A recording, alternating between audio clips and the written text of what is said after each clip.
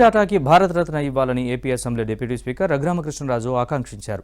గుంటూరులోని లాంలో lotus infra సంస్థ నూతన వెంచర్లో రతన్ టాటా విగ్రహాన్ని ఆయన ఆవిష్కరించారు.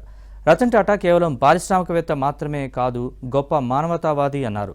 విద్య, వైద్య రంగాల్లో ఆయన చేసిన సేవలు నిరుపమానమని తెలిపారు. దేశానికి, ప్రజలకు ఆయన చేసిన సేవల్ని ఎల్లవేళలా గుర్తుంచుకోవాల్సిన అవసరం ఉందన్నారు.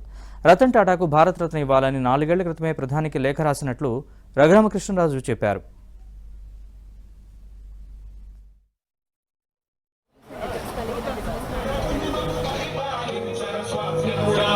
టాటా కేవలం పారిశ్రామికవేత్త మాత్రమే కాదు, గొప్ప మానవతావాది అన్నారు.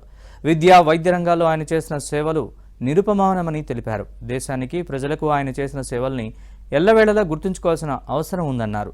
రతన్ టాటాకు భారతరత్న ఇవ్వాలని 4 ఏళ్ల క్రితమే ప్రధానికి లేఖ రాసినట్లు రఘురామకృష్ణరాజు చెప్పారు.